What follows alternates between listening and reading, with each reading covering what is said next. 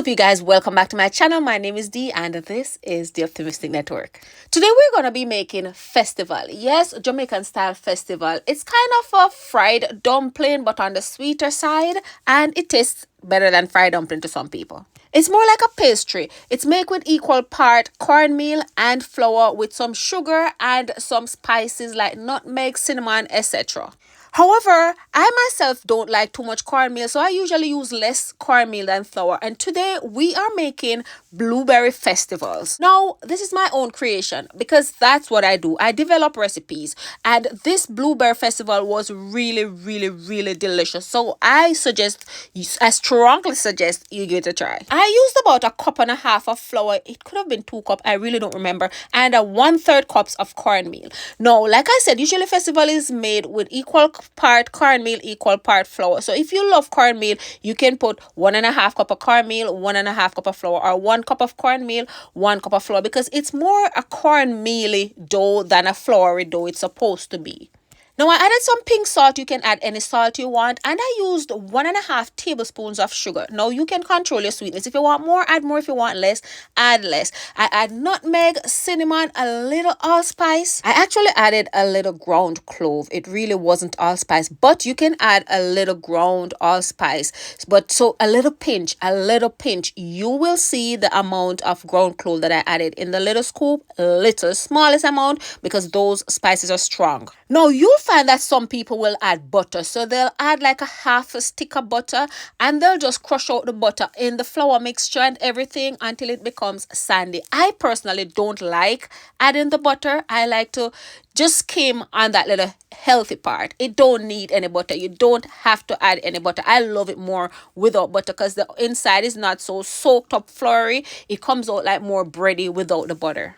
If you decide to use butter, be sure to use warm water or warm milk. In this case, I'm using milk, warm milk. So after I mix all of this together right here, then I blend my blueberry with vanilla almond milk. If you don't have almond milk in vanilla flavor and you just have almond milk, just tip a little vanilla in there. If you don't have almond milk at all, just go ahead and use water. That's fine. Blend your blueberry with water. And I gotta tell you that if you're not subscribed to my channel, what are you waiting for? Go ahead and smash that subscribe button, turn your notification bells on, and get active in the comments. And don't forget to give the video a big thumbs up. Just support the thing. Thank you. From here, you're going to use a blueberry mixture or the blueberry blend to make a dough. So take time and tip little by little. Don't just dump it in there all at once because you probably don't need to add all of it. And I used 1 cup of milk and I actually added all of it. And this is a texture you want your dough to become, not too tight. You want it to be pliable. And then I just covered it up and left it to rest for about at least 10 to 15 minutes. 10 to 15 minutes later, give it another little knead. And then from here, all you do, pick off pieces about the size you want, roll it into a little ball in your hand, and then you rub it between the palm to become this long festival. Pot on the stove, add your favorite oil, and then you just drop them in there once the oil is medium hot. Don't let it too hot. And I let it fry. I start turning them over about a minute, and you spin it over and over until they're cooked inside. I like to put the cover on the pot.